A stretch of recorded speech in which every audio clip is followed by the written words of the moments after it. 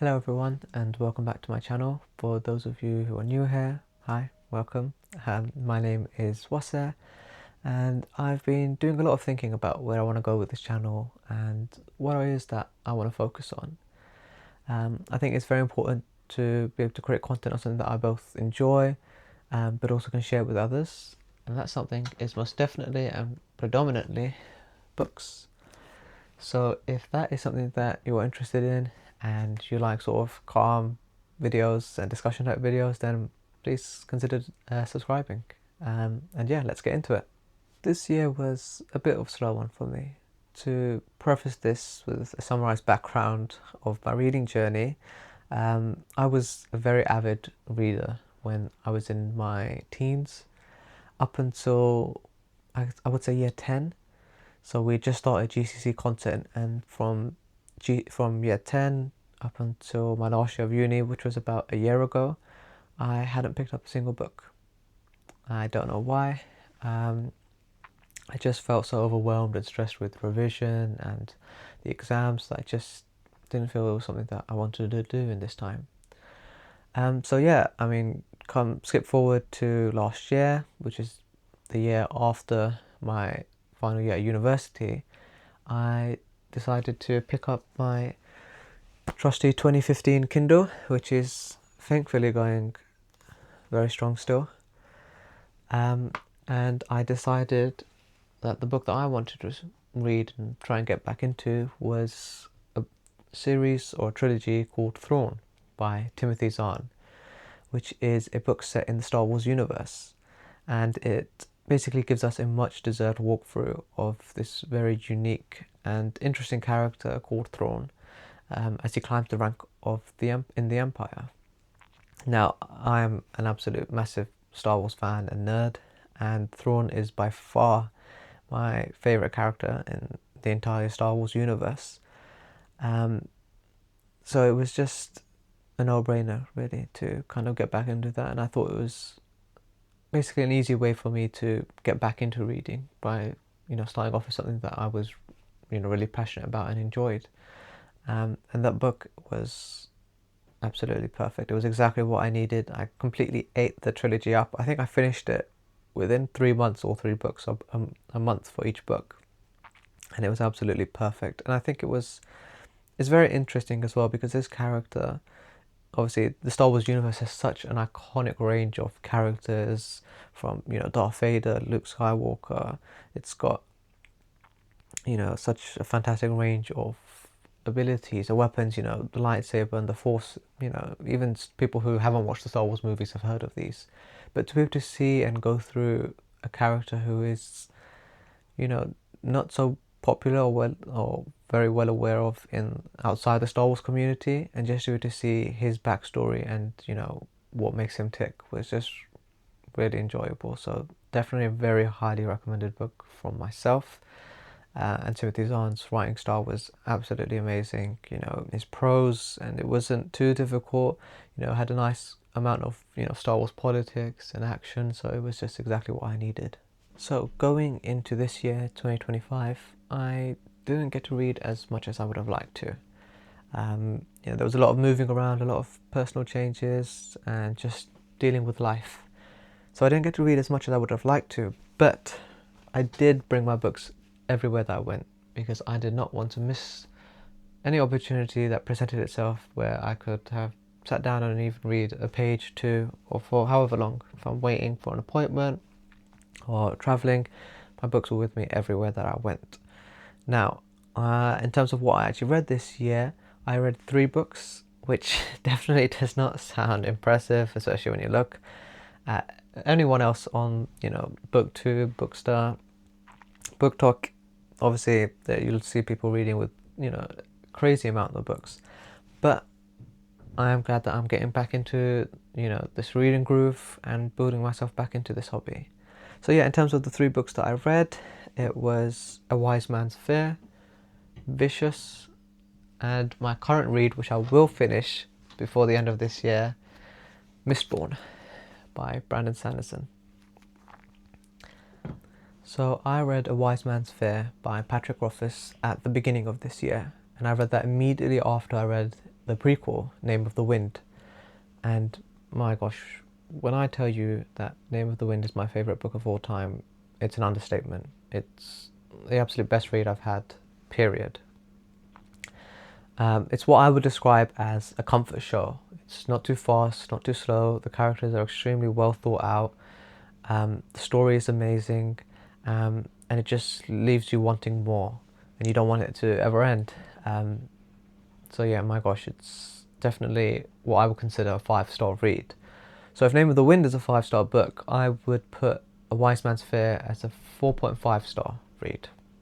So why is it not 5-star? Like, it's a prequel. And the reason that is because I just found it slightly too slow, or it was dragging at certain parts. Now, the pacing of the first book isn't extremely fast, but it's intentional.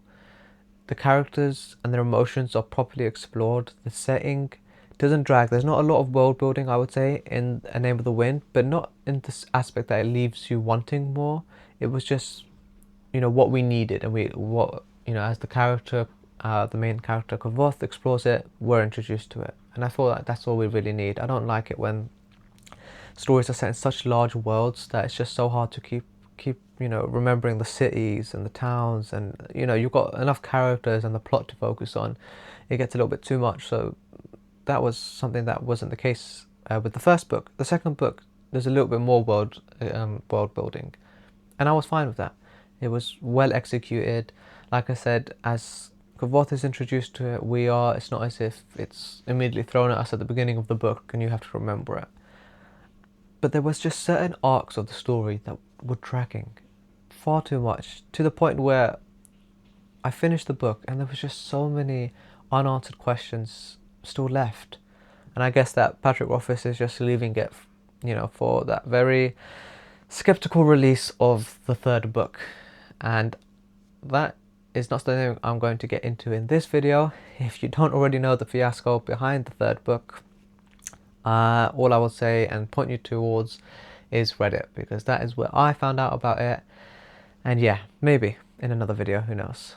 The next book that I read was Vicious by V.E. Schwab. I think I'm pronouncing that right. I don't know.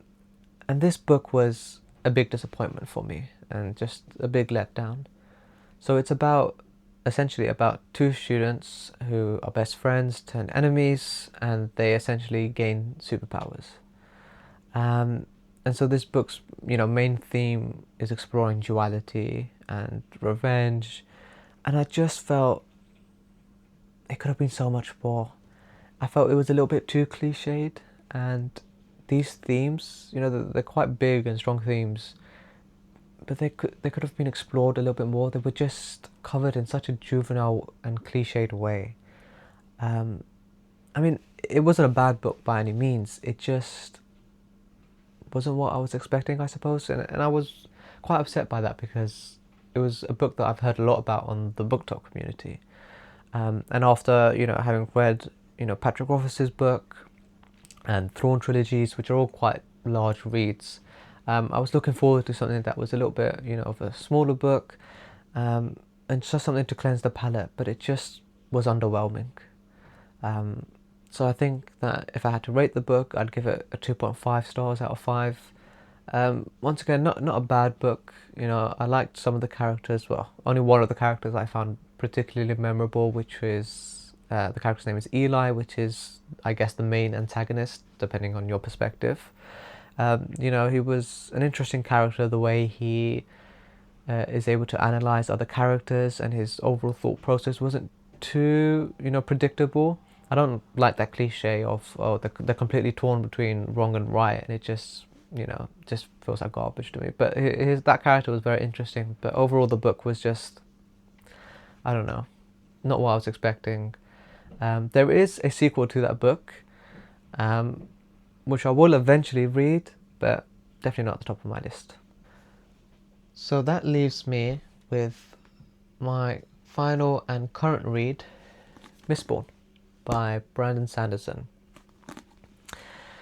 Now, I don't want to say too much about the book, mainly because, one, I haven't finished it, but secondly because while I'm trying to ease my way back into YouTube and making videos, I think I can hold myself accountable to actually putting out the final verdict on this book in a dedicated review of the Mistborn, book one. So yeah, stay tuned for that. What I will say is that this book was actually a gift that I was given from my manager when I started my new role back in September. I still remember in the interview that I did for that role, where I first met my manager, he had asked me what my, other hobbies were outside of, like work and university. And I told him that, I really got back into reading recently. And it was just so fun to be able to see and be able to speak with someone else who is, an avid reader and a fan of the fantasy genre. And that is actually why I started this channel, to be able to kind of explore that and create a community with like-minded people who enjoy books and reading. But yeah, anyway, he gifted me his copy of the Mistborn book, and yeah, stay tuned for that review. What I will say, and what I'll leave you with, is that out of the 3 books that I've read this year, this book is definitely at the top of the list for the best read of 2025 for me. And I cannot wait to sit down during the Christmas break and finish it off. And yeah, we'll see. I'll wait for my thoughts in the final review. Now, onto the main purpose of this video, which is my 2026 reading goals. So, I'm a very firm believer of quality over quantity. I want to be able to, of course, read more books, but not for the sake of boasting about, oh, I've read, 100 many books in a year or whatever number. The point is to be able to enjoy and consume them and learn from them. With that being said, I, of course, want to be able to challenge myself to read more books. The challenge that I'm trying to set out in my mind is at least a book a month next year, which isn't a lot, still, it's something. And I think that is definitely something that I want to challenge myself to do next year, and that is going to be reading goal number 1, read more books. My next and personally most important goal for 2026 is to be able to properly summarize and review a book. I think I'm far too comfortable just reading and consuming books, which is great, that's exactly what they're there for. But I want to be able to properly share my thoughts and be able to have a discussion on what it is that I enjoyed or didn't so much enjoy. I mean, once I've read a book, I can, very easily say whether I enjoyed it or disliked it. But I want to be able to take that a step further and explain what exactly it was that I disliked or thoroughly enjoyed. If it was the characters, what about them, the setting, the world building. If I've got a problem with a book, I want to be able to express what exactly that is. And that is definitely something that is my most important goal for next year, to be able to properly critique each read. So that leaves me with goal number 3, and that is to not be afraid of writing down notes.